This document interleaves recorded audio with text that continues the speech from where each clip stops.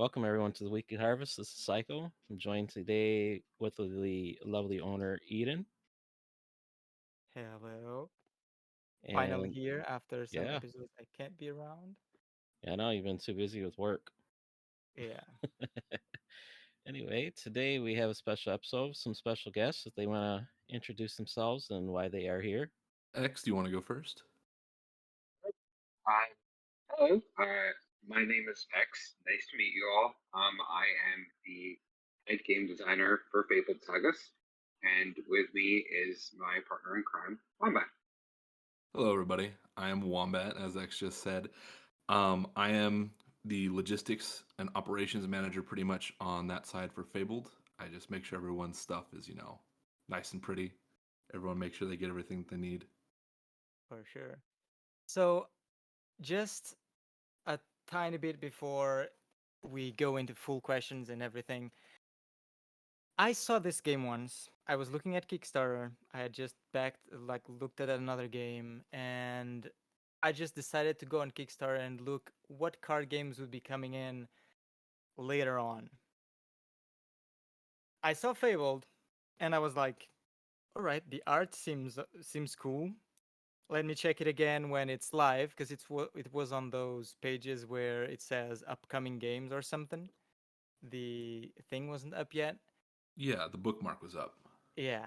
So when I finally opened the full page, looked at everything, I liked it even more than just what I had seen before. I didn't find out about the Patreon by that time yet, but the game itself, the art, everything is just, I don't know. If people look at it, when people look at it, I'm gonna just say this to everyone listening. If you didn't hear about this game, please go check it out. Cards are works of art for sure. The game is pretty nice, and the community and the team, as you can see, because this is something that I never thought would happen, at least this early. We started this podcast just some time ago, and I was really afraid to ask the question if anyone would be up to talk with us about a game that is coming out, anyone from the team. I'm a nervous person. I'm a bit shy. So I was really afraid of just asking and hearing a no or something like that. I mean, at our heart, we're an indie TCG, so community is everything for us. That's like first and foremost. You reaching out and just asking us, no problems there, man. Like it's our job on the dev team to not only try and showcase our game, but to interact with our community, to talk with people who enjoy what we have brought forth and have brought into this world. So by no means was it ever a problem for you just to ask us. We were more than happy to be here, answer whatever questions, and just talk with you guys today. Yeah. Like the way that I see it from the same perspective, without the community, there is no Fabled. I think it was more of a. I'm glad you got over your fear and asked us because we're happy to be here. We're happy to take the time out of our day to sit down with you guys. Yeah, Kind I of exciting. appreciate it a lot. Yeah, we really do. Now, I have no idea about this game. I know Eden brought it up a couple times, and it completely slipped my mind we were doing this podcast today. So I started looking last night, and I just gotta say the artwork's beautiful. I didn't go through the whole rule book yet, but I do like the attack and defense system you guys have on there. It's just very beautiful game so far from my first impressions. Thank you. We had our first tournament not too long ago just to kind of showcase the playability of the game. I mean, that's majority of people when you're looking at Kickstarter and you're looking at upcoming games, everyone's biggest thing is always like, okay, it looks pretty, that's great, but how does it play? You know, how can, your everyday person, can they just pick this game up? Is it complicated, convoluted? And we had that first tournament and we had a good mix. We had people who were very familiar with trading card games. They had experience with Magic or Battle Spirits or just wide varieties. And then we had some people who had never picked up a TCG before.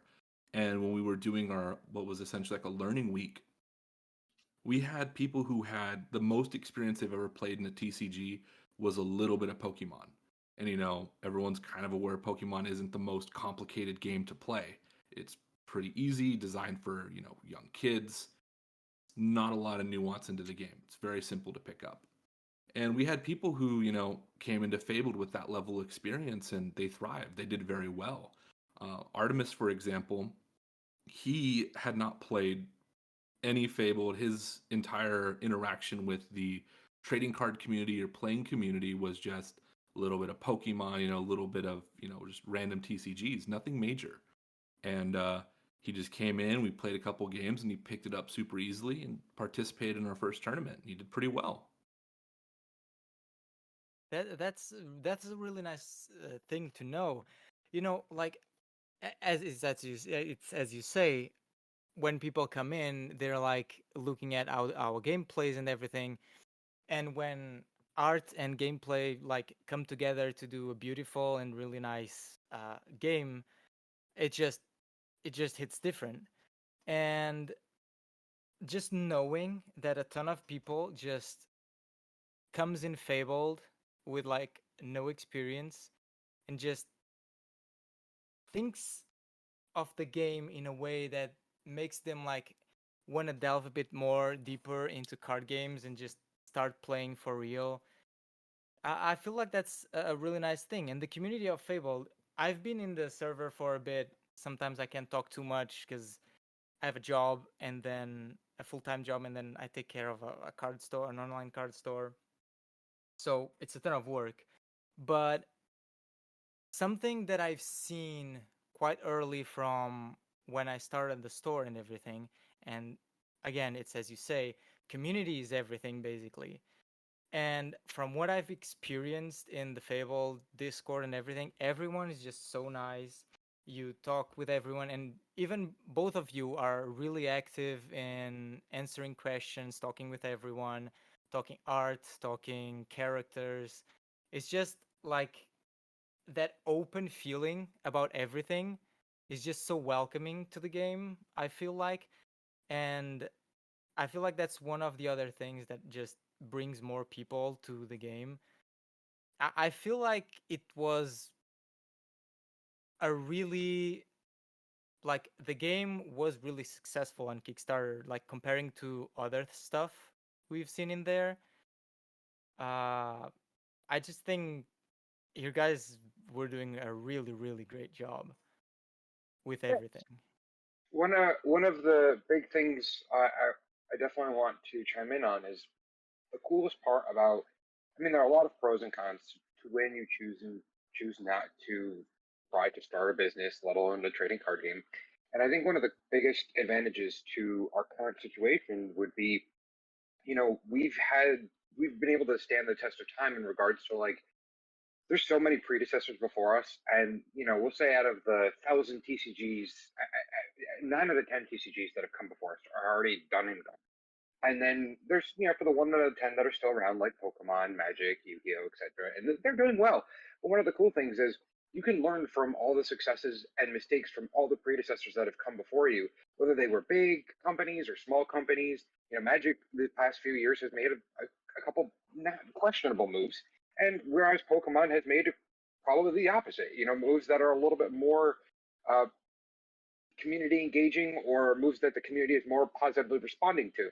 But I think one of the big things that all of them, including the smaller ones, seem to be omitting completely is that personability. Like, good example for both of you, whether you were choose to be involved in Fabled or not in the present or in the future, you know, every person counts. And I feel like no TCG or really many businesses take the time to let people know that they matter, because without them, the business just isn't there. And I'm not going to try to repeat that too many times, but it really, really does matter to. I can't speak for all the companies out there, but it's one of those things where eventually a company just sees dollar signs, and then eventually they try to figure out how they can make more dollar signs, and then that's literally all it comes down to. It's just a competition of how much money can I make. but they don't really understand who the money's coming from, or what it took to get there, or what that person did to have to make that money to give them. Like, good example for you, Eden. If you had put money into Fabled, that money had to come from somewhere, and it came off like the brow of your back. You had to put in work to make that money. So by default, we're putting in just as much work to have earned your money. It shouldn't come just because one thing is good, or it looks okay, or people are talking about it, etc. In the case of something like Pokemon, it's already got the notoriety, so people are talking about it, so they don't even have to sit down and talk to you as a person, or even look at you as an individual, because someone else is going to tell you to spend your money on them. But in our case, or in the case of preferably many other companies, I don't mind. I really do enjoy sitting down and doing this, because it's great to let you know that it's nice to be here. For sure. Like, we're talking about community and everything, and talking about bigger companies and all of that. As you said, company behind Magic has been doing some grave mistakes lately, but it's it's what they're missing. I feel like it's having a more direct contact with the community itself. I feel like we've had this talk here in the server some time ago or something like that. Oh, Like, definitely. yeah, when like smaller companies have an easier time um having direct contact with the community, but it doesn't mean that bigger companies have to like go zero on it and just don't hear at all. Because there's when you get bigger, too big, there's always going to be some good ideas and some bad ideas, some people that are on their side, some people that are not. But just listening and implementing some of the stuff, it's just what it I feel like it's what it takes for a game or a business or anything at all to like go forward. Right? Communication is everything. I mean, if Yeah. even somebody, even in the lower food chain of Magic, if somebody in their executive branch sat down and just did a Q&A openly with the community, it would increase the morale so much that the decision that they're making could be bad, but people feel so much better about it, because the company at least took the time to care about the people. And the fact that they don't is kind of a missed opportunity, I feel. Yeah, it's For 'cause we sure. got the same problem with We Cross the Card Town. We just doesn't communicate with its players base. It just sends out product, gives us a questionable distributor. It's just Right, right, right. I, c- Yeah, well, I feel well, this is be so much bigger over here in the States, but there's no support. and I think that that's where we get to come into play. Unfortunately for them, and fortunately for us, we can sit down and do what they're not. We can, and that was the point I was making initially, that we can learn from our predecessors and make up for either their questionable decisions or the mistakes that they've chosen to make, by not doing them, by not repeating them. And in addition to that, we also try to emphasize that not only with the transparency level, but also with everything else. If our level of communication is going to be better than all the other indies or bigger companies, then so is our art, and so is our card quality, and so is our game design. We're trying to make sure that everything is, obviously you can reach for the stars and you may or may not get there, but we're aiming to make everything just a cut above everybody else before us. Yeah, I appreciate the effort you guys are trying to support the community and stuff like that. Yeah, I feel like there's always a step to take, and you may think it might not work out, but if you never take that step, and if you don't put the work in, you never know if it will happen or not.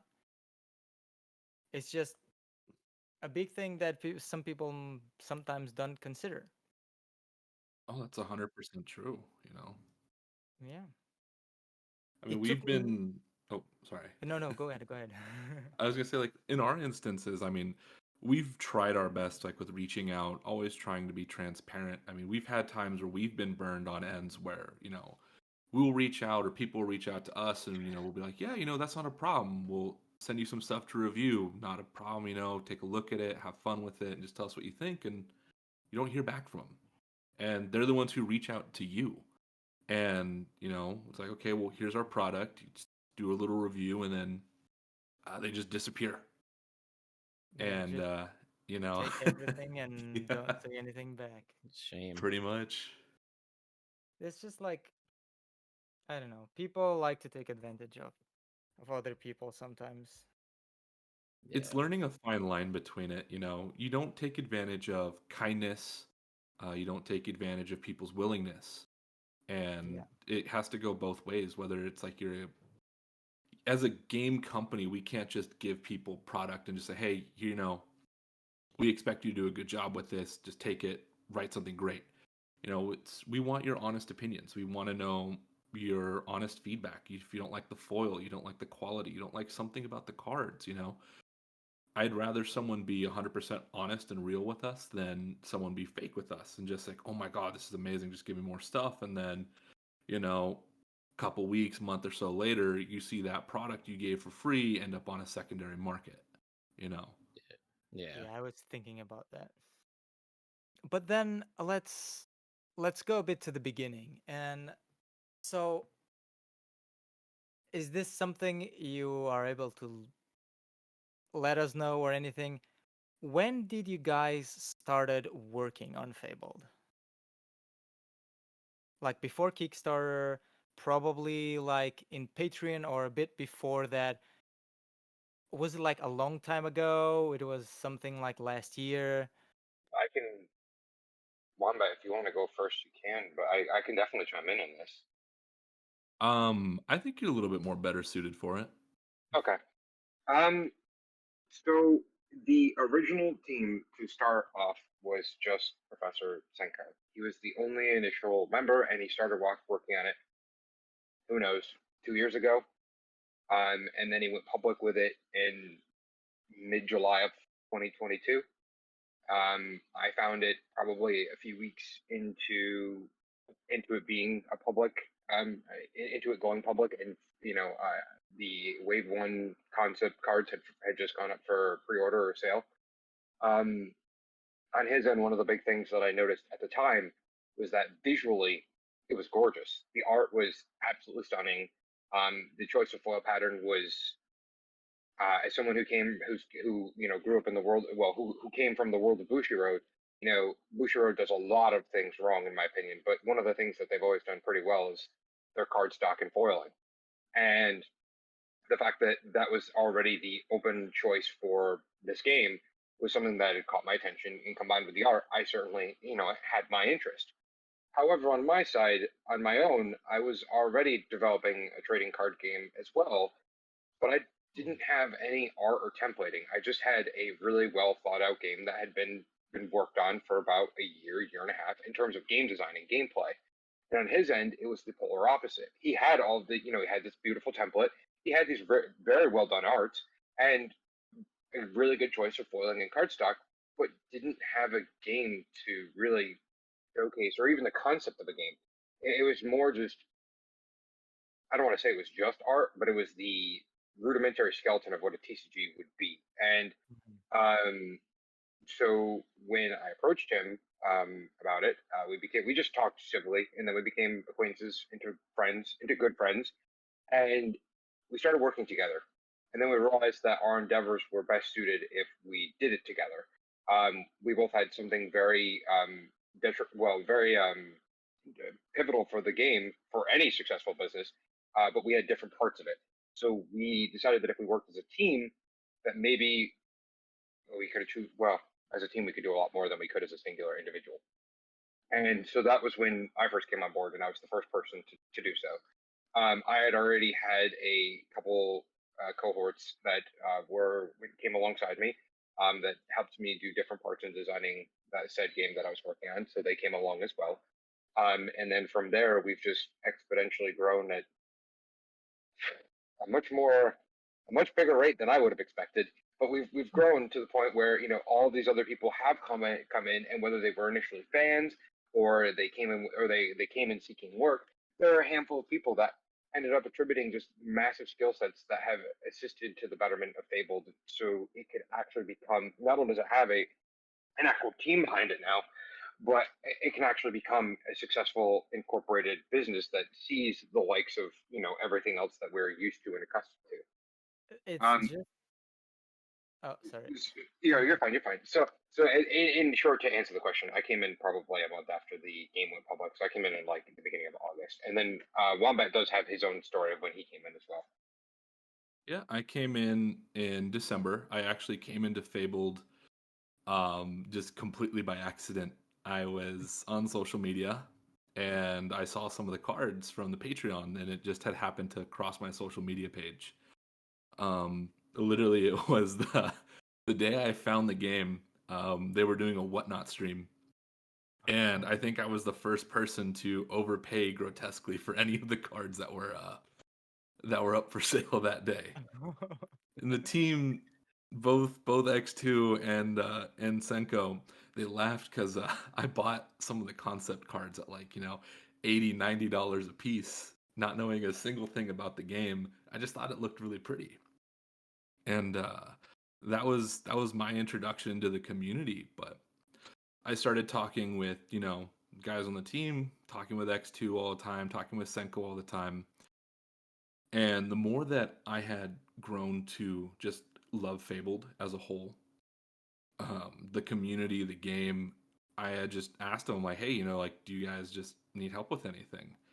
I hadn't told them my background or anything yet professionally because I was a logistics director for a couple years.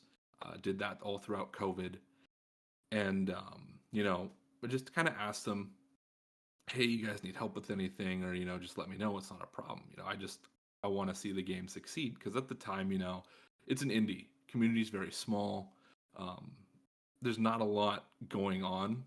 You have your main core set of fans, all the people on the Patreon, and it's just trying to make sure product and stuff gets out. And eventually, after talking, hanging out with the guys, and being part of the community, I pretty much got invited to their development Discord when I earned a title of S. It's a community thing for Fabled. Anyone who goes out of their way to help or go above and beyond or just be an asset to the community, we provide that title. Like we just recently gave it to Millville. He's a great guy, great human being. He's just always there to just be a light in the community towards people. That kindness. Mm-hmm. But as I was saying though, so I pretty much got invited to just help out with some stuff, and I had told him, this is my background, this is what I've done for a living, and Senko has wanted so desperately to do direct fulfillment for Fabled. He doesn't want to use backer kit or any third parties of that type of thing.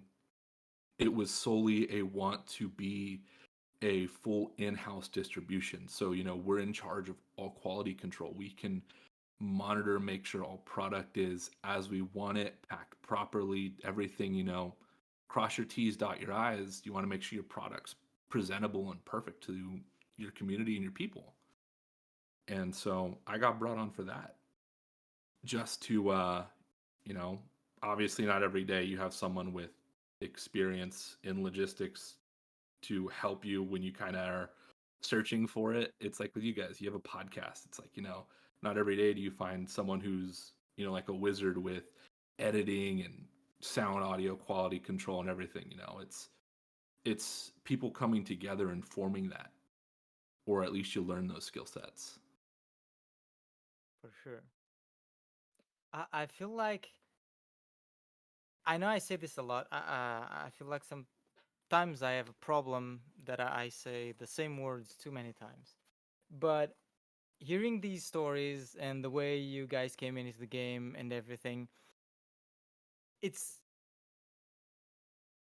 like just to start off, I'm getting goosebumps. That's the first thing I want to say.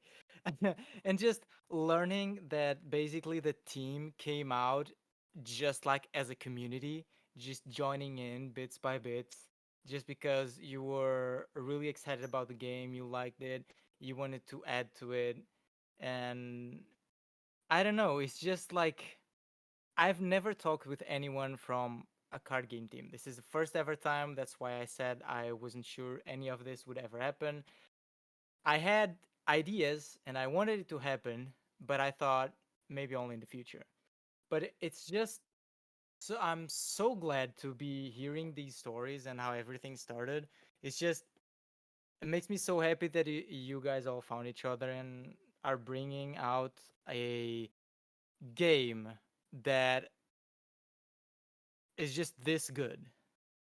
Honestly, it means a lot. There is so much work that goes on in the background that not everybody sees. I know like Senko, that man works tirelessly, day in, day out, templating, doing revisions. And it's always, whether it's just one small thing, one small correction. We take a lot of feedback from the community. We do listen when people have complaints about certain things in the game or verbiage issues or anything. We truly do take everything to heart, and we spend countless hours just constantly in revision, play testing, just seeing what works, what doesn't, and we just want to try and deliver the best possible product to our people. Like, it's genuinely a labor of love. That's just across the board for the entire team. Yeah. Like I was gonna we've talked for some time now. I was gonna go and ask like what the process has been for making this TCG and especially being backed by the Kickstarter and everything. We've already talked a bit about the process and all of that. I know it has been most likely has gone some highs and lows and everything, but the whole process, was there like an inspiration or something like that for the game? And how did you guys end up deciding Kickstarter it is? So I think Senko had a pretty clear vision of what he wanted art wise. I mean, the biggest thing with Fabled is you look at Western card games. Full art is it's just not there. You see, I'll use Grand Archive as an example. They have a great hybrid of a little bit of both. They're chase cards. They're full art signature cards. And then there are regular playing cards, just your basics, commons, your commonalities within the game set. Very akin to Magic the Gathering, but they have that anime art style. And I really think that Senko really had a vision of, I want to do a full art card game, Japanese art style, with the full arts, but make that into just every aspect and piece of the game, where everything not only is just beautiful and plays well, but it's so nice to see, because you look at, when you play a trading card game, you're looking at your cards all the time. That's a given. They're in your hands, you're playing on the board, they're tangibly there. You see it, you feel it, you look at it. And from both ends, if you're a collector, you want the prettiest cards in your collection. You want to open up your binder, you want to see your full arts. That's just like I collect Pokemon and I collect WeCross, and I love my full arts. That's just, I have binders full of them. And seeing that with Fabled and knowing that even from our basics all the way up into the parable range, it's all full art. And I think Yeah, that's that probably is. one of our biggest points. People love that. Yeah, I love it a lot. Just like I know the one card I actually want to get is Team Up that you had on the Kickstarter. Oh, yes. That's just so beautiful. I know I'm going to be paying secondary market prices, but that's all right. In regards to why Kickstarter, because it's the only thing I think that he didn't touch on that's I think the easiest one, because I don't think we'd be able to have the luxury of being in this podcast if it wasn't for the Kickstarter. And in truth, I think that's why we ended up, ultimately deciding that that was the route to go, was mostly due to the notoriety. That Kickstarter is just well known for kickstarting a lot of businesses and such. So yeah. It's genuinely a good market for trajectory. Like, the way I see it is, we could have slowly but surely just edged away using the Patreon, slowly putting out art, getting cards ready and everything. It would have been a lot longer process. But the things that come with Kickstarter is, not only do you get that funding, but other people see it. And the higher that number goes, the more backers you get, the more people talk about it. It adds. All it is just bringing more and more people into your community. We had tons of people over the course of the Kickstarter just come in, and they're just like, oh my God, we saw you guys on Kickstarter. I really love the art. I want to try out the gameplay. What can you guys show us? What do you guys have available? Just asking genuine general questions. Do we have any more spots on our Patreon, And Kickstarter, for all the problems that it's had prior with rugs that have been pulled, you look at games like Maelstrom, unfortunately, those are a lot of instances that have happened, especially in the indie TCG community. And it creates a lot of genuine worry. Everyone has been so concerned over what's going to be the next rug, or is this just going to be a failure? Are they going to be riddled with, shipping problems or any sort of issues that are going to prevent the game from coming out? And a lot of people worry about that because at the end of the day, you're a paying customer looking to buy into a game or buy product. And if you don't get that product, obviously it's a problem. You just got robbed. So there's a lot of fear that comes with it, and a lot of people who had questions, genuine questions of, is this a real game? Are you guys actually doing something? And what's great is that Fabled, it honestly at this point has been so well developed. We have so much to show for everything that we've done. All of our Patreon for almost the last year, our sales for the sample packs, our sales in the concept cards. We've continually delivered product, and I think that eased a lot of people into not having any problem with backing the Kickstarter. There wasn't a lot of fears on that end of, is this going to be the next rug? They see we've sent tens of thousands of cards at this point out to the world, all across the globe, whether it's from America to Canada to Singapore. We've delivered everywhere. And, we try to continually do so and want to keep that up. And it's not like this is something short-sighted or short-term. We have an actual plan, and we want to see the success of Fabled in the long term.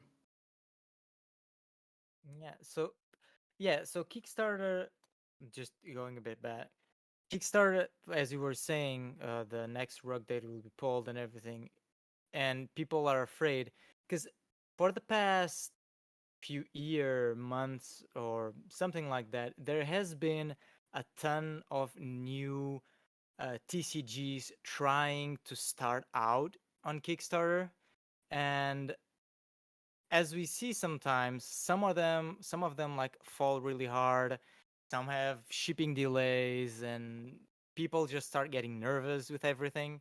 And if they don't have a good communication, people just get even more afraid to backing the next one.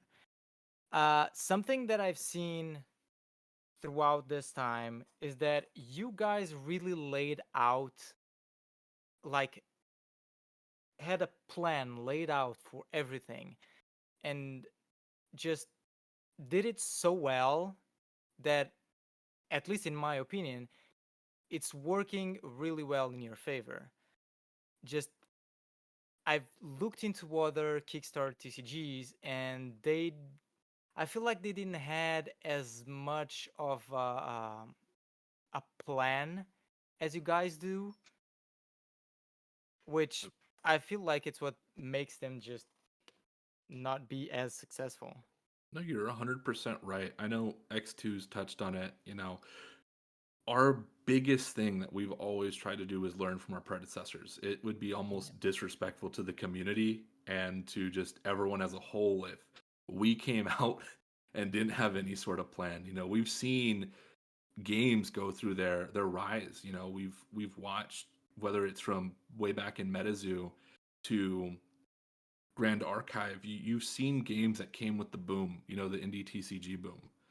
And we've really genuinely taken everything that everyone else has kind of done prior, and we've tried our best to expand on it, whether it's just being transparent, having an actual plan laid out. We want to make sure that you guys as buyers or enjoyers of this game can feel confidence in our product and in our company.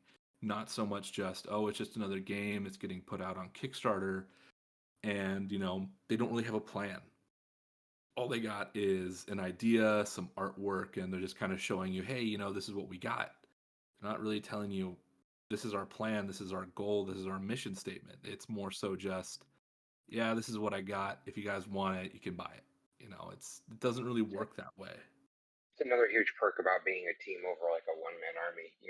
Each thing can be, if something needs to be brought up but hasn't been brought up, usually a team member will think about it and then they'll bring it up, and then all of a sudden it's it's context up for discussion that wouldn't have been previously, and it would have potentially have been something small that was overlooked. It would have been small to somebody, but could have been huge to somebody else.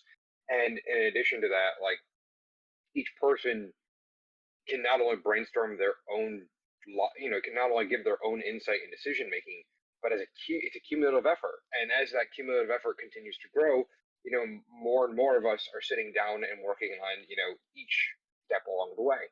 So, great example for somebody in my role. I have a complete roadmap for game design.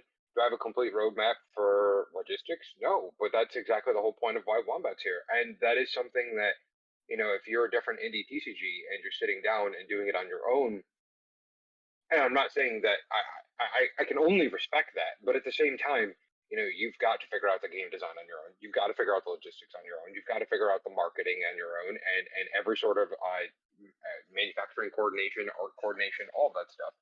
And thankfully, because we ended up sitting down and working as a team, it is all divided pretty equally. Yeah. I feel like there is if you're working on a game alone, there is a certain point where you can go to. But having a team with multiple people where you can bounce ideas off just about everything in the game just helps it grow so much more and faster. That just makes a really big difference. I mean, yeah, there's some creators out there who are very afraid of, how do I put it? It's their child, They've they've made this idea, they've worked so hard, and a lot of people have a very strict vision on what they want and how things need to go. And at the end of the day, if you do want to see success, or at least get your game out there, you need other people. It's too much to ever do on your own. Like, all props to you if you're capable and you can do it on your own, but it's not feasible in the long term. You need other people, you need resources, you need that assistance. Like, I can tell you, I couldn't go and do Jay's job or X's job. I could not do that. I couldn't sit down and write out game design and stuff. But equally so, he doesn't have the same level of experience where he can go down and, do everything that I do. It's we complement each other and then we work together to create solutions. And as opposed to just being all on one person, making that their cross to bear, you divide that work equally, and all of us do our own tasks, and we do everything successfully because that's what we're good at. And when that all comes together, you get this full cohesion. I know probably at the beginning, Senko had problems letting go of some things, like this is his baby. But even in my case, like, I've noticed over the course of months, it's slowly letting things be, delegated to other team members, slowly taking things off of his plate and lowering that burden to make it more, not easier on himself, but just for cohesion, consistency all throughout the team, to just make sure everything works just like a well-oiled machine. You don't want one person burning out and then all of a sudden, you got the one guy who's in charge of art and everything else. He gets sick, he's down, he's exhausted, he burns out. That slows the track down for everything else. Yeah. I know it, not to that extent, but as I said earlier, I have a full-time job. Sometimes I have 12-hour shifts. And I still with that just pushed it a bit forward and opened the store. Only online for now. Hopefully in the future I can open like a physical location with all kinds of bells and whistles. Mm. But I wanted to do a lot. I started the Discord channel and I wanted the Discord server and I wanted to start hosting tournaments for WeCross and other games. But then um, I had to do my job with sometimes 12-hour shifts. Then I had to be on the lookout for new games, for pre-orders for distributors themselves, getting the orders, preparing the orders, keeping everything, then hosting tournaments, then talking with the community, like all of that together, I was getting a ton of work on myself, even like just trying to work on the logistics and the money and all of it. I was getting a ton on top of me. I was so glad, and my community knows this like a lot because I've said it multiple times. I love everyone in my community. They just came in, are so helpful. Psycho here just started helping around, asked about moderation. I gave him the permissions. He has been doing a really great job on the Discord.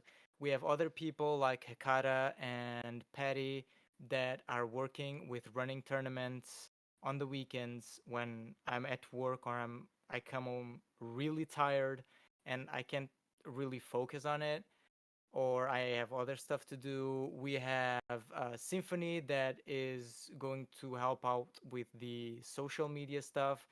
So it's not as deep as you guys in like developing the game and all, but I know the feeling of like getting a ton on top of yourself and just getting it a bit released.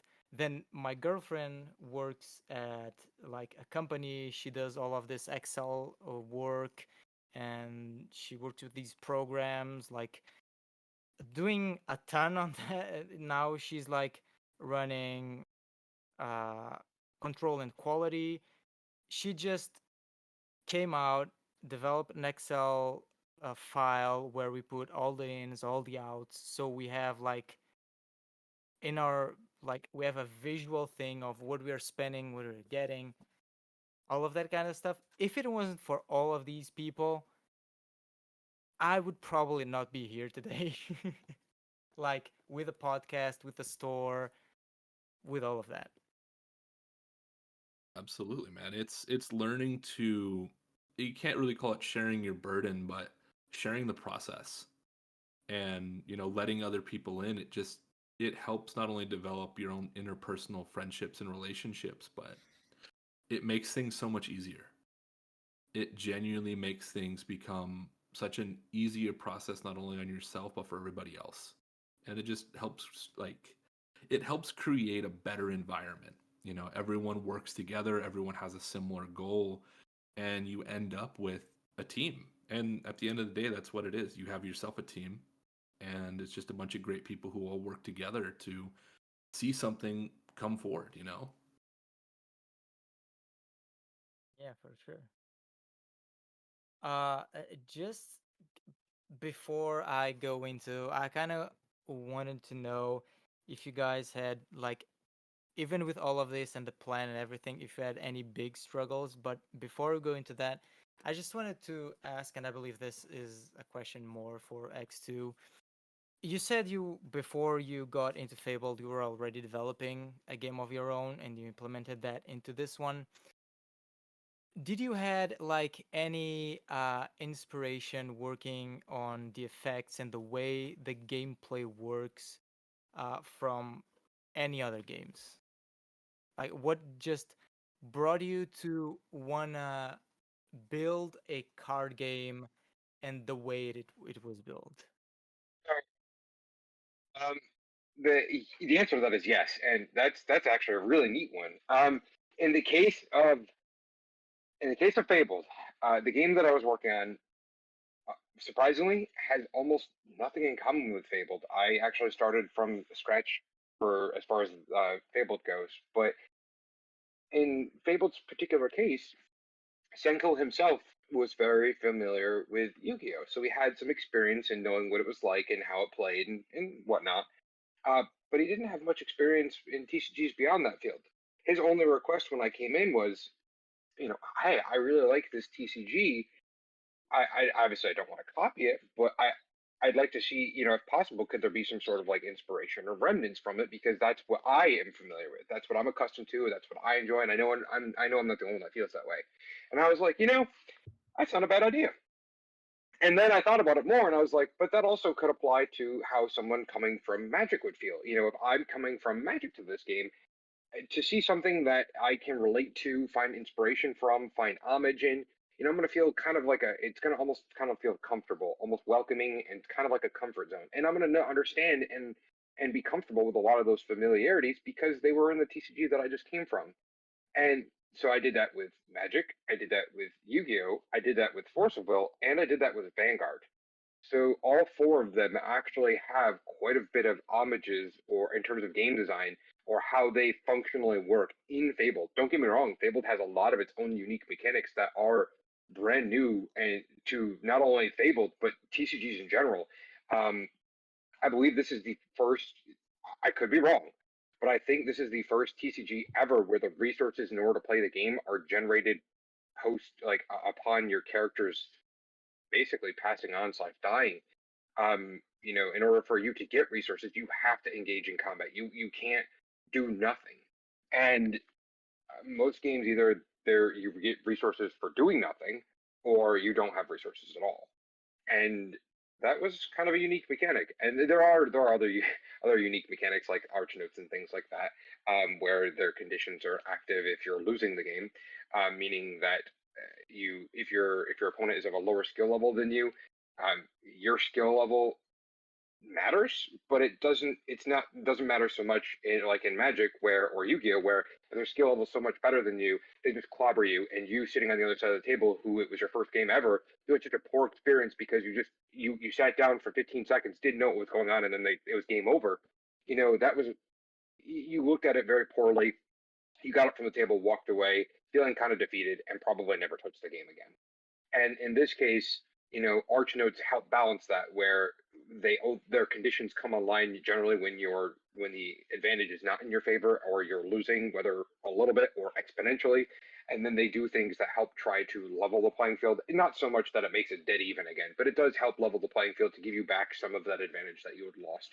And that is something that, for a newer player, for whether an experienced player, where you can specifically handicap yourself to be able to turn some of those arch notes online, to then make yourself get some sort of leeway that you didn't have before, or be able to do some sort of combo that you couldn't before, or for a newer player who's struggling and just trying to have a good time. It gives everyone an actual game that they're playing, not something where they just sat down and then had to get up and pack up their stuff and walk away because they, quotation marks, lost and didn't even get to play.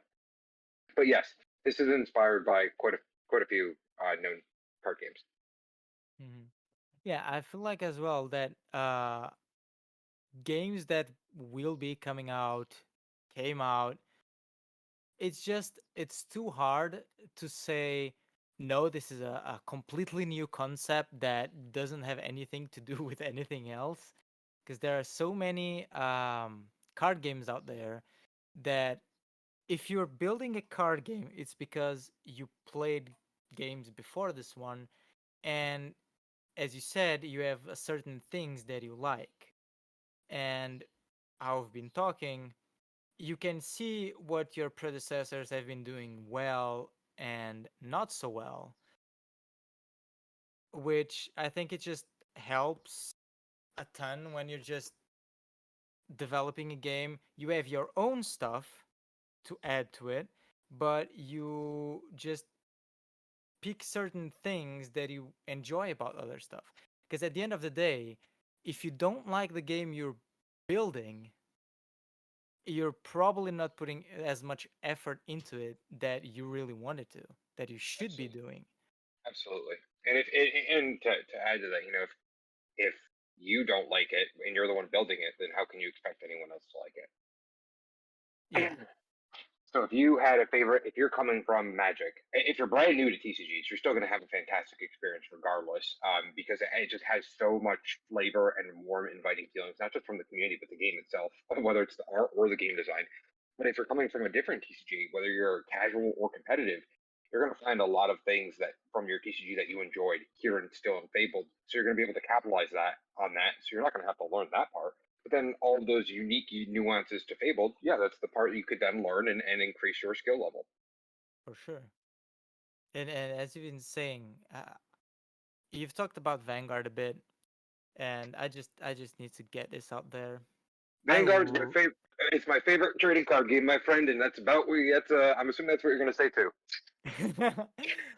So, my, I'm not gonna say disagree here, but I fell a bit out of the game because of the amount of reboots they made. I took the inspiration of what came from Vanguard to Fabled was the very the origins of Vanguard itself. Once they moved to G era, V era, stuff like that, they didn't lose me, but they lost the flavor or the charm that made Vanguard Vanguard. They lost a lot of what got people into it. So it became Yeah. strictly they moved more towards what Yu-Gi-Oh does, where it became more of we're just going to keep adding more to what's already here and just make it more and more competitive and less, not only new user friendly, but welcoming. And Bushiroad has become one of those companies where they, going back to what I said at the very beginning, they weren't who I was singling out, but they kind of do fit into the whole umbrella of they see dollar signs and they come down to how can we make more dollar signs. They don't care about me, you, anyone. And it was even back in 2014, it was obvious then, and it's been obvious since. But they still had great ideas. They still have great art, great card quality, and there's still a lot of great things that you can take away from it. Yep. I just loved the thing that they had with you have these clans, you have to focus on one. I feel like you would choose one depending on yourself and what you wanted to put out there. And just when they rebooted the first time, was still in.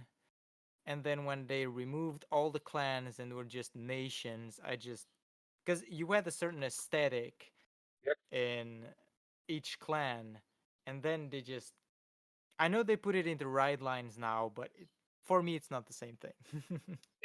And for Vanguard, one of the big things was I also enjoyed that feature. There were two big downsides to that feature to be right out of the gate. One, there's too many clans, and as much as I enjoyed the uniqueness of each one, they spread them too thinly. So not enough, minus like we'll say Royal or Shadow Paladin, not enough got enough personalized love that they actually needed or deserved. Clans like Narukami, not Narukami, Mega Colony and Murakumo had always been on the back burner. Nubatama is another great example. Spike Brothers, they've always been on the back burner since day one, and because of that, it just showed how not optimal game design could have been or was. So Fable does have 10 elements. Each of the 10 elements, each set can't focus, just like Vanguard. Vanguard only focused on minus its very first set. Vanguard only focused on 2 to 3 clans. It's upwards to 4 per set, usually 4. And unfortunately, if you didn't play one of those clans, there was no reason for you to buy that booster set. It was just okay. Well, unless I'm going to pick up that clan and play it, I'm I'm just going to pass on the set and move to the next one. And from a business perspective, that's such a missed opportunity. It's such a bad move. You're basically alienating your own community, and yet you still have a really big charm to it, but you're alienating them, and that's not really fair to them or to yourself. So while we do have 10 different elements, and they can be integrated a little bit, unlike Vanguard, each set, while each set does focus on 3 to 4 elements, just like Vanguard did its clans, every clan is still in every set. They may not be the spotlight, but they're still going to likely have cards in that set or characters in that set that you are going to need or want to optimally play or build your deck. I mean, one of my biggest likes that Fable does is what's essentially the guild system, where you have what's a basic archetype that's turned into a guild, whether that's Elflock, Magi, Astrolilies. They all have guilds within the same elements, but they play very differently. And you can kind of mix and match whatever you want into a deck, but depending on your play style, like if you love control, you can play, Radiant with cards from the Elflock Guild, and you're going to end up, running board control. Stormage is a very militant, stylized guild, and its play style is very similar to that. It's very aggressive. You're using cards to tutor into each other, cards that play off of each other's deaths, cards that function with having more of the same guild on the board. And it allows for a lot of diversity within our decks. But it allows for people as well to find specific guilds that they do like. And I think that's a huge part of it too. Is one of the neat things that I loved about early Vanguard were being able to choose your clans. Seeing what you liked, and you'd make a deck stylized after that. This is just taking that idea and just making it, I guess, just genuinely better, because it's not limiting you to just using specific cards of just one guild or one clan. You're able to kind of mix and match, but at its core, you can play that archetype from that specific guild. Yeah, I love that. I love that to a point that I don't know. It's as you were saying, you love the early Vanguard because of that. I was the same, even though I played Murakumo. Uh, I was one of those players. Poor guy. Oh, my condolences. Bushiro doesn't love you. Yeah. Don't get me wrong. Uh, Zanbaku is Zanbaku is probably one of my favorite cards ever in Vanguard. So I totally have your back, my friend. yeah. Zambako was fun, but as soon as Yasuye came out, I was like, Oh yes. God. Yeah. The first time Murakumo was ever Yeah. good. But yeah, so just a quick thing then. We've been talking about everything positive and everything's going well and all, but were there any big struggles or struggles at all that you have been facing related to it being putting the game out, creating part of the game, any of that? Yes. Not lately, but yes. October and November of last year was probably the hardest time frame for Fabled, and that was the time frame that both Senko and I still worked full time. We were putting anywhere from 40 to 55 hours into our personal day job while still trying to put a full work week of time into, especially him, into Fabled. And it just was not working out. And not only that, we didn't really have much of a team. It was pretty much just the two of us with one or two volunteers on the side. And because of that, deadlines, I don't want to say they weren't getting met, but they weren't getting met as efficiently as we wanted them to be, and or as timely as we wanted them to be. And because of that, things were starting to slow down or started to fall off to the wayside. And it wasn't like a grim time where, oh God, Fable, it's going to be the end. But it was one of those times where we were overly stressed because not only was the backlog getting bigger and bigger, but then it came down to, the greatest example is when we did the November Patreon.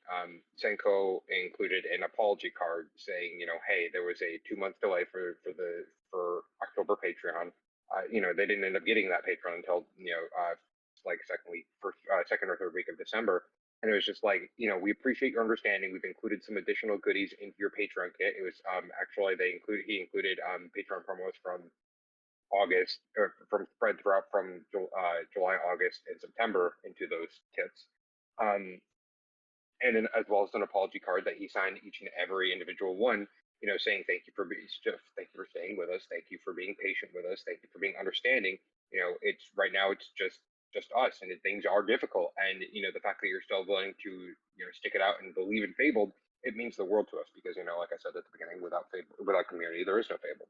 So him doing those personalized touches goes back all the way back to the very beginning, where like you have to treat your community right, and if you're even when you're struggling, it it's fine to struggle. We're all human, but if you are struggling, you need to sit down with everyone, and let everyone know, hey, this is what's going on, and if I'm not gonna have if you're not gonna have these cards by this date, this is why, and so from there, that was our toughest time. We overcame shortly after that whole apology debacle. We overcame that hurdle. It was received very, very well. And ironically, shortly after that, that's when things just started to change. The people that were already there were still there. They didn't go anywhere. But I suppose just fortune happened where as we just through word of mouth and through the Instagram and stuff like that, more and more people learned about us and more people started coming in. And people like Wombat, for example, came up, and then as well as some of our other teammates. And then from there, we've just grown consistently. It's been a moderate pace, been a much faster pace than I thought it was going to be, but it's been a moderate pace, and things right now are probably the best they've ever been. That's really great to know. Like to it's as you said, we're human. Everything, there's always something that might happen in the middle of something that we're not expecting, or just goes downhill. But I feel like you guys just did everything you could and just had the talk, and everything worked out in the end. And here we are. No, definitely, we're very fortunate for that. I mean, we kind of laugh. Our internal discussions, the way things work, it's usually about 5 hours of like just arguing, and then we come to a conclusion, and then everyone's happy. It's usually how it goes.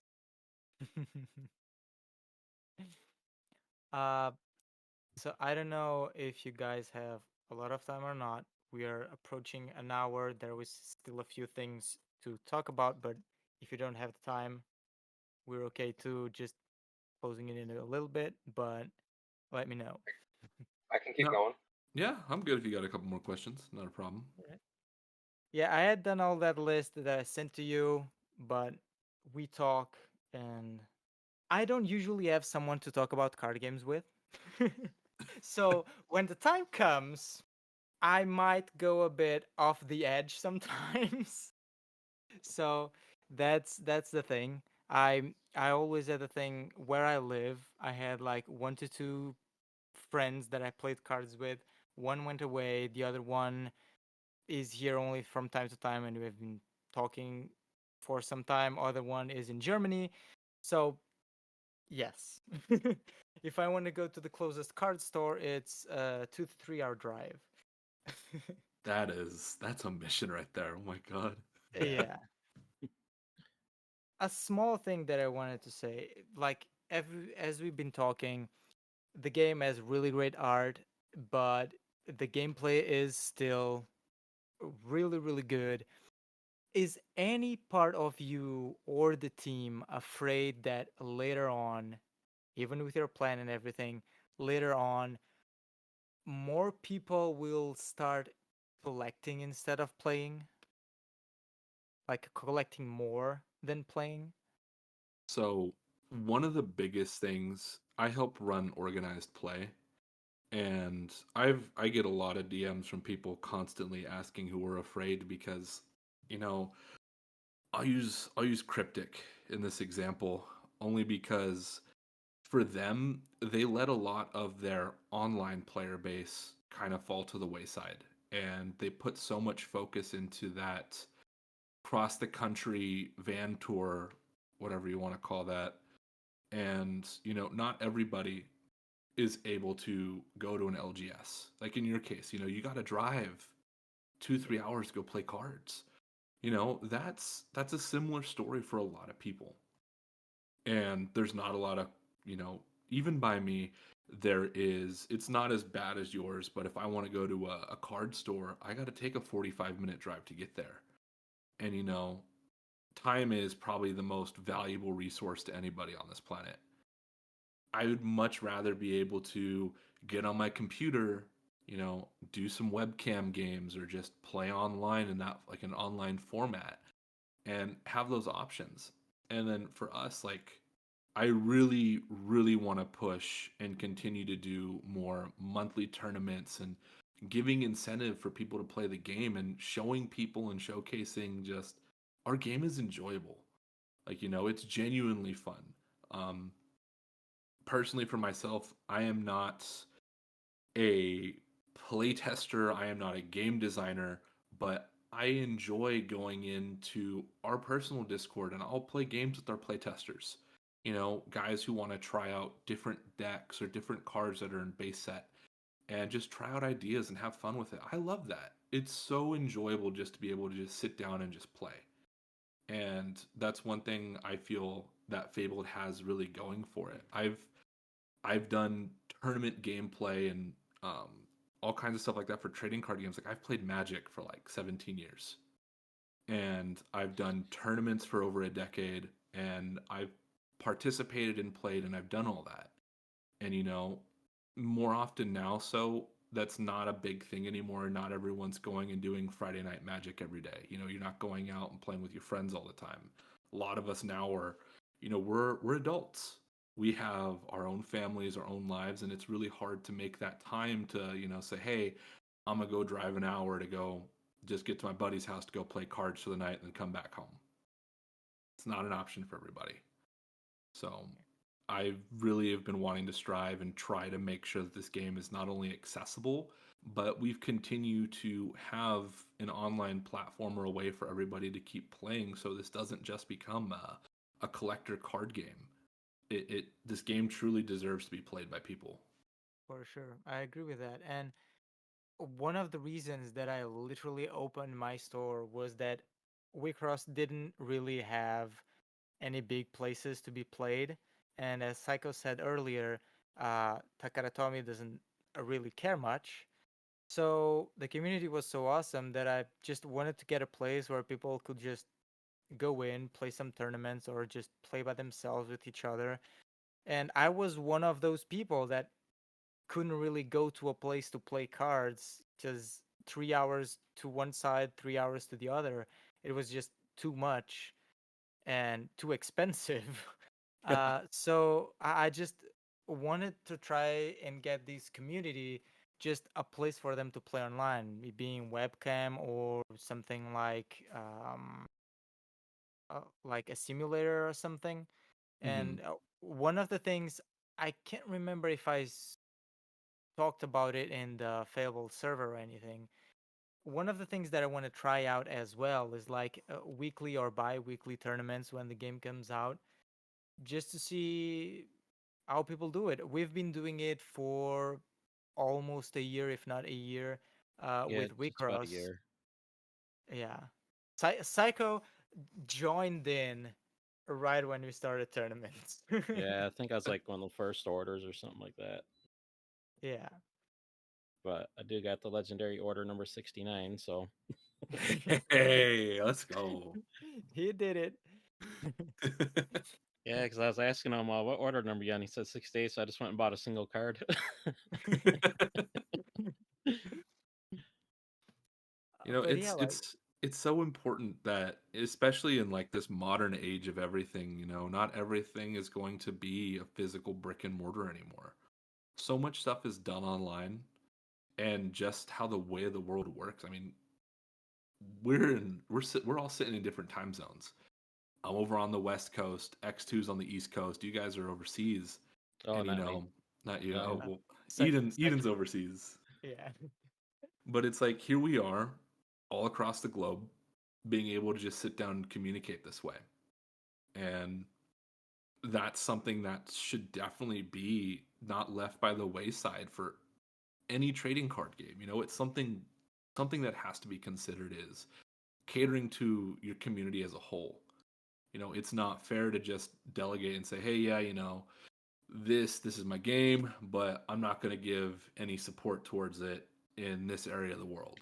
That's one of my biggest gripes with WeCross. I love the game, I collect it, but I've never played the game like in person. I've never once have sat down with a single person and have played it. I don't know anybody who plays it. I've played online. I've played against other people through Discord, or through TTS, but I don't think I've ever sat down physically in person and played it. It reminds me And kind of like of Force to Will in regards to the fact that it's not really marketed or branded beyond the area where it's printed. yeah, And Force to Will is basically relegated to just like Singapore or Malaysia area now, where like the US does get some boxes, but it's so few per set that you can't actually host events. People can't actually build, there's not enough to build a community.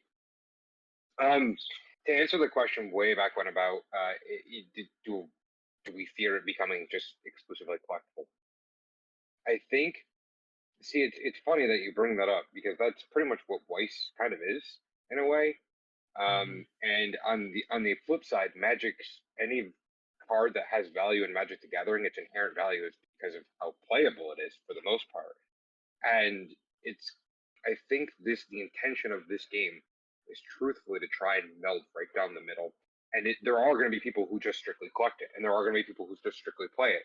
But I think I can't break the future, but I do think that a lot of the value, the secondary or intrinsic value that you see from these cards is going to be somewhere between a healthy hybrid of if the card was good playable wise, or if it was just a very popular character or card that people collected. And do I fear it becoming strictly collectible?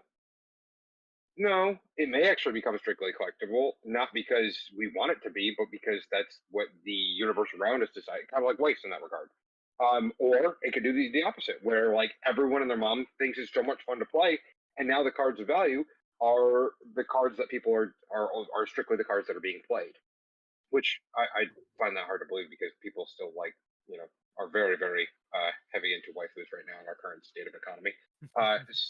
So even if that waifu wasn't playable, people would still collect it regardless.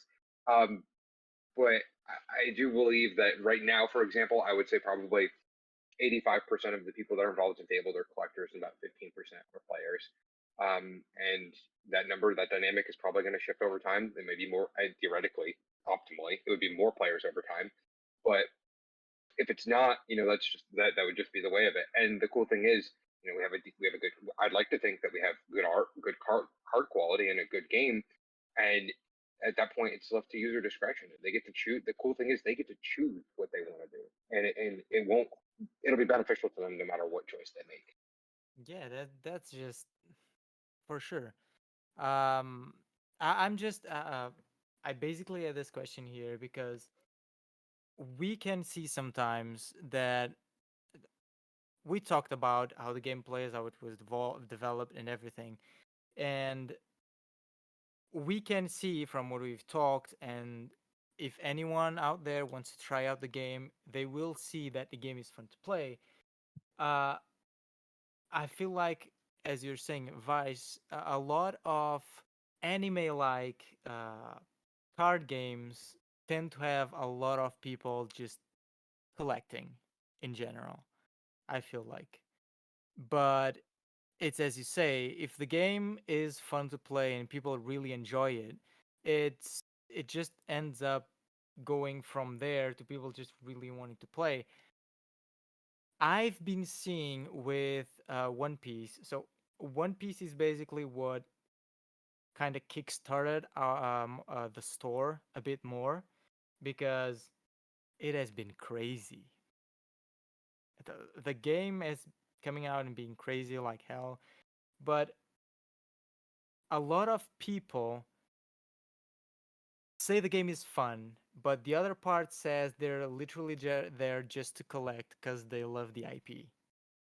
One thing Yeah. that Fable has going in its favor is that it's not an already existing IP, it's your own.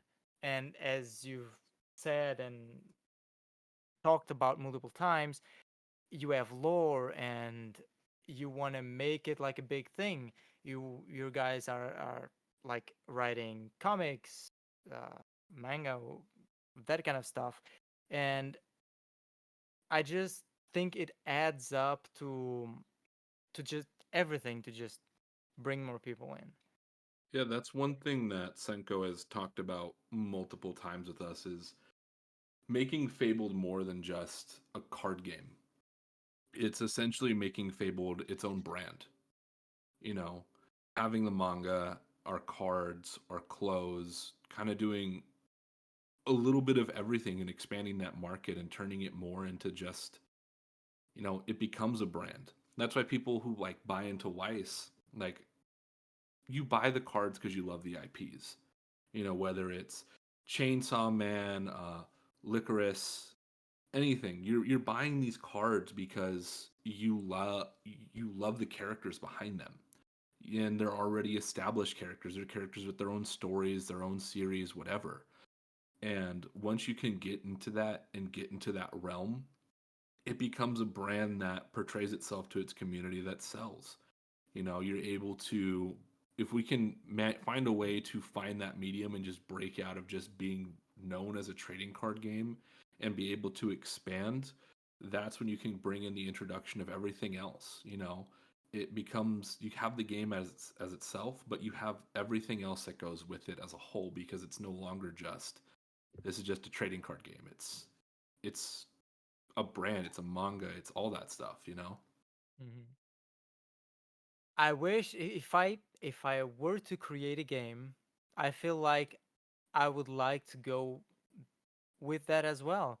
Just having a wide range of products, just people can uh, chime in and join in the way they prefer. If it is manga, if it is card games, if it is clothing, and I feel like all of those things just add an extra layer for someone that is really in love with the game and really likes it to just help fund it a bit more. Just help it out. Just if they want to help, just buy the product. You have something to remind you that you helped us, and you can wear it. You can have it in your shelf. You can put it in your wall. Just all those kinds of things. Oh, absolutely. I mean, that's one of my favorite things. Like, what I love personally, like with Magic, I love their lore into some of the worlds and some of the just the characters.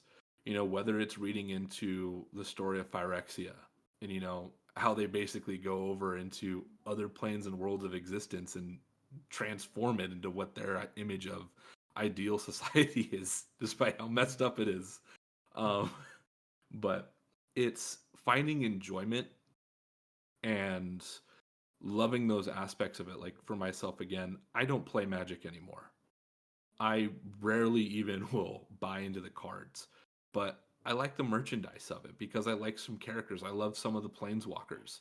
And it's buying those small things from that IP because I love those characters. And the great part with Fabled is at its front and foremost, what you see with Fabled is its art. The character design and artwork is what captures majority of people's attention. And if you have really great, well done characters that have great backstories and lore to them in an expanding world, people enjoy those aspects alone. You know, they may not want to just play the card game, but they just enjoy the world, the stories, the lore, and everything else that comes with Fabled. That's not just the game. And it's just enjoyment in what you find to be the best aspects of it. Mm-hmm. I don't even know what to say. It's just you said it all. It's just all of those things bring everything together. Uh, we talked a bit about tournaments and all of that earlier. Mm-hmm. Even though it's still early, the game is still coming out. The Kickstarter ended just a little while ago. It was really great. Regarding a competitive scene, Mm-hmm. like big tournaments, stuff like that, do you guys have something in mind already? Or is something that is being built? I know it's been briefly talked about. We would love to do an actual tournament, but that's going to require after fulfillment. You know, looking into next year. Going before that though, we've teamed up with Cardio, and we've been working on a play network to do an online seasonal format of competitive play. We'll do, you know, your standardized tournaments on a weekend or whatever, but we will have a elo system almost for competitive play for seasons. And it's through this that people can go online and they'll be able to play because, you know, no physical cards just yet. And we want to try and do our best to establish a competitive scene and, you know, showcase that, you know, the game can be very competitive. It comes down to player skill level first and foremost. And then after that, it's your creativity to, you know, build a deck a certain way or play however you want. But it's definitely something we have plans for. It's something that we're looking into doing into the future with physical in-person tournaments. It's just getting to that point. I mean, we're so far. It's a far point away for us at the moment because we just closed out on our Kickstarter. You know, the grace period has ended. We've collected all of our payment, and we're still in the process of finalizing some art and making sure that we can get the product to distribution and everything afterwards. But like I said, it is something we have talked about, and it's something both X2 and I really would love to see. Is seeing a competitive scene, seeing large scale tournaments, um, would that would be amazing, honestly, to be able to host a large scale in person tournament. For sure. And I'm gonna say this right here. I'm not gonna take it back. whenever you guys, when it comes to it, and you guys organize your first ever really big in-person tournament, doesn't matter where in the world it is, I'll be there. For sure, I'll be Hey, there. All right. Hey, I'll travel wherever. I'll be there. I'm holding you to that. I'm gonna be there podcasting and be like, "Where's Eden? Come on, Eden. Bro. Come on, Eden. I mean, I'm in Düsseldorf, Germany. uh, Bro, if at the time podcast and everything is still going well, I will make sure to make to get a makeshift podcast, live podcast thing, and we will all sit on a couch and talk again. I like that'd that be the song. dream. Yeah. For X, is there sure. anything you want to add to the anything in the future for tournaments? No, I think you nailed it pretty solid. The whole up until the allocation of tangible goods, it's going to be one of those things where it's going to be a lot of digital events. And like Wombat said, we're going to have cardio up and running relatively soonish, so we'll have ranked elo for digital events, I and can't so wait. it'll allow us to be able to do online tournaments, seasonal tournaments. Well, not even seasonal tournaments, seasonal ranking based on your how well you're doing in the online tournaments. To which then, once we get to tangible allocation, we are, it's tentative. I don't want to go too much into the detail on it because it's still like a year, not a year away, but close enough. We are planning a big tournament event, to pretty much to be like the launch of Fabled, and it's something that we're consistently working on and consistently patching to try and make it as good as an indie's first tournament can possibly be. But at the same time, it's hard to tentatively solidify everything in stone when it's so far in advance. So I could say X, and it may have to be Y because it's still a year from now. Yeah, all the way until it gets to be, there will always be things changing, most likely.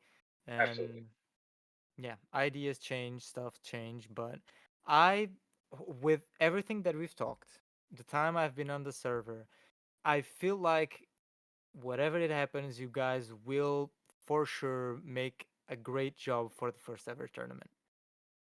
I'm sure of that.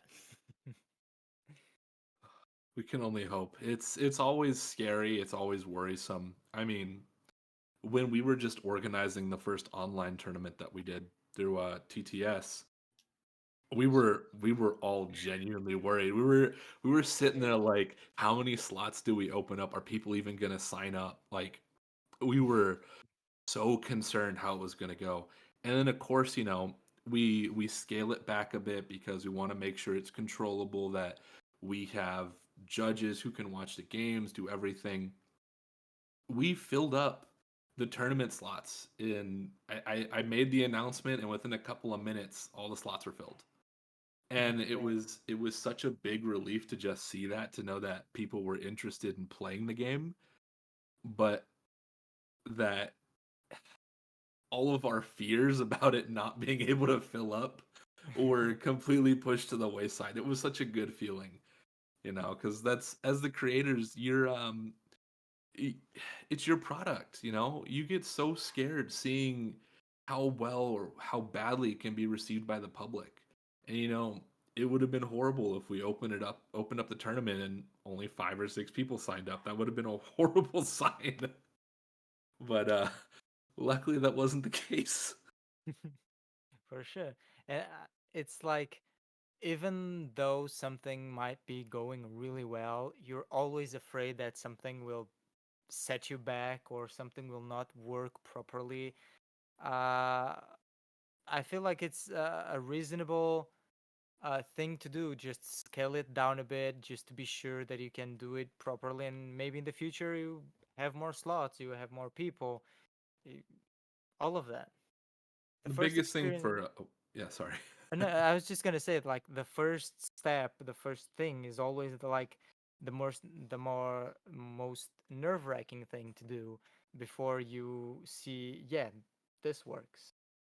Yep. I mean, I was organizing the tournament and I was looking at it. I'm like, I told X, I'm like, who are we going to have as judges? It's just you and I right now. Luckily, we had some very familiar playtesters who came up and were able to fill in some slots. But the one thing with Fabled is it's a very competitive game. It's very easy to pick up, but there's so many nuances and intricacies within the game itself that you can easily take a beginner level game and then compare it to a high level gameplay with people who are experienced, and it's just apples to oranges with how you're watching the games play out, how you're watching everything go. I mean, when it's just initiator decks and it's, vanilla base, where watching people go, they're swinging with, their beat sticks, and there's a couple cards that they can use to play in to kind of pivot. And when you look at the more competitive side of things, I mean, you can combo chain out cards and do some really scary setup, depending if you want to play aggro or you're playing tempo mid range, anything. There's so many different play styles and far more intricate ways of playing that you can do whatever. Like one of my favorite decks that I've made is, I call it Toy Box. It's using our charms and supplies. Like 80% of my deck is just basically, think of like negates and cards like that, where you're able to just play against your opponents and they have no answers because you're not using character cards. Like I can take away, there's cards we have that can take away an opponent's orbs or give you orbs a specific color. We have vitality targeting cards like Ember's Embrace, where you pay an orb and it can either, you can choose to destroy an opponent's character, or you can take 300 vitality from them. And it's playing around people who play characters just to have fun with the game. You're not playing in a normal way. It's like artifact decks in Magic. You're just doing everything to just really just be annoying. And you have to have people who are familiar with the game to be judges for tournaments. And Fabled is so in depth that if you just have a surface level into the game, you're not going to be able to understand what can really be done or how to do judging on certain rulings. There's a lot that goes on with it. I just want to ask Psycho, with everything you've been hearing here, everything uh we've been talking about, what has been your thoughts on the game? I mean, everything sounds good. It just I got to see some actual gameplay, learn the combat and stuff. But I'm excited for it. I'm gonna join the Discord after this podcast. Definitely try to keep up on the game. We got one more. Unfortunately, Hey, the way I see it, a good example. You asked, you asked for the podcast, to which you then asked if we were comfortable going over an hour, to which, as a response, Psychos is like, all right, I'll at least check it out. On my standard, that makes all of this worth it. That's the entire point behind it. We exist for Psychos. I'm not going to make that the company slogan, but I could. My point is simply that, like, that's what we're here for. And like, it's one of those things that the coolest part, I think one of the coolest things for Fabled, and whether I was in your role or in my role or in any role, you're just sitting there and you're like, okay, well, whether it's game design or company decision making or anything, logistics, it doesn't matter. You're just sitting back and you have some general questions about the company, its direction, its choices. You could just DM me or DM Wombat or DM Senko, and we will answer all of those questions. Or you can even ask them publicly, and we'll answer them all. That's kind of just we're no different than you. yeah, it's good to know that I'll be able to ask a question, it'll be answered. Yeah, whether it's, like I said, complaints or questions, you're not going to get muted or banned from the server for having any complaints. Unless your name's CSP. That's different.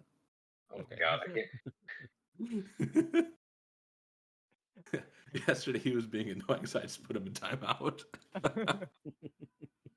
No, he's a good guy. He likes to joke, and so I like to abuse authority with him.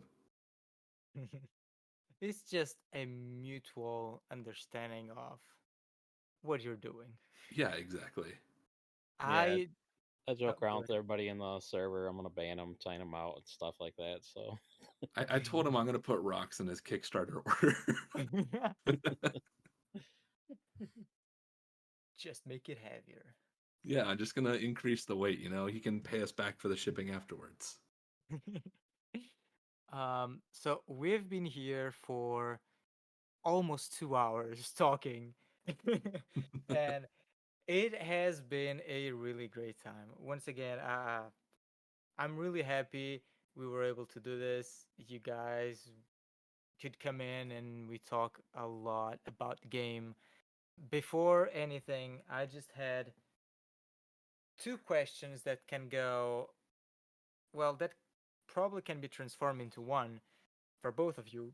Wombat, well, we kind of know the answer for both now since we can read your name on Discord, uh, on the server, on the Fabled server, and you just talked about the deck you built. But just so everyone knows, I wanted to know from both of you that have been in the game for a long time, what would be your favorite card or character, and what would be your favorite combo, deck, or archetype? So obviously it's Celeste because she's the greatest Radiant card that's in Fabled.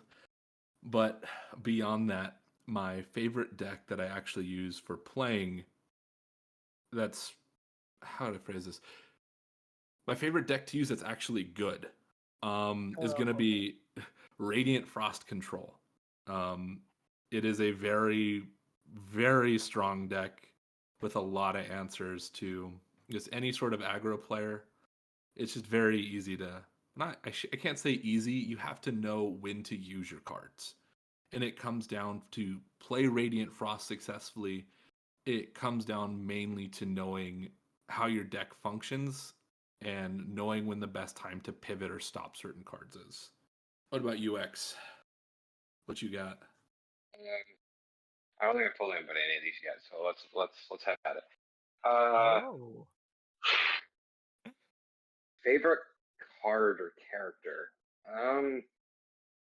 Think I'm just gonna have to go with the most generic, the probably the one that everyone would just generically guess. I think my favorite character is probably Runty. Runty's just a lot of personality inside of a very I don't want to say pitiful body, but a lot of a lot of personality inside of a little guy. And then for favorite deck slash art, like clan or not clan, favorite like deck combo. It's it's probably Baltic normal, and it's very supply heavy, and it basically spends the majority of its game. It's tempo. It spends the majority of its game building up resources and answering any potential threats. So at first glance, like for the first like 2 or 3 turns, it would seem kind of a control shell, but then it just snowballs into basically winning combos from there. So I guess it would be control combo hybrid. I see. You hear it here, guys. Those are gonna be the top 2 decks ever. I mean, I will give credit where credit's due. Radiant Frost is indeed very, very good. So for anyone looking to play control, I will also recommend that Radiant Frost is a good the two colors to the two elements to whip together and play. They're pretty good. They complement well for control playstyle. That is Yeah. almost Absolutely. an understatement. I'm just really looking forward to see what people will come up with in decks, combos, whatever it might be. We might get surprised. Oh, I get for sure. surprised all the time in playtesting, especially when someone smacks. Oh my god. The craziest part is there's only one set, but there's still so many options, and it's all viable. It all works together. So like it's pretty exciting because like your deck is going to be almost just as good as whatever the guy next to you built, and it's probably not even remote. There's probably 0 cards shared between the two, maybe a couple. Yeah, genuinely. Out of a base set, that I think that surprised me the most is I can genuinely say there's probably 2 like tier 0 decks that are just outright phenomenal, and they're polar opposites to each other. And there's several variations of decks that qualify under that like the tier 1 umbrella that are very competitively viable. And again, you'll see some bleeding in between some of them, but they all independently at their core play so differently. And to have, 5 or 6 just solid deck options out of a base set that are all very competitively viable is really just awesome to see. Yeah. I just can't wait to put my fingers on it as well and start playing. Most likely when you guys have the seasonal stuff coming out, I'll just be all in on it. I'll come home from a day of work and just turn it on and play some games. Yeah, that's what we love to hear, and that's what we're here for. For sure. Just since just so I don't take any more of your time because you probably have stuff to do as well. I just wanted to ask if there is anything else that you want to leave out there for the community or anyone that might be interested in the game. Of course, all the links for for your guys' Discord, the game's website, all of that will be down below. It might be on Spotify or YouTube. There might be like a difference on time between uploads because we just recently started, just today started uploading to YouTube. So until we catch up, we will be doing 2 episodes a week instead of the usual one on Spotify, just so we catch up. So there will be 2 instances for people to learn about this episode. First one on Spotify, second one on YouTube in a few weeks. Any messages to anyone? Yeah. Just I have a actually go message. first. I have a message for you, actually. Oh, One, thank you for having us. We appreciate it to the moon and back.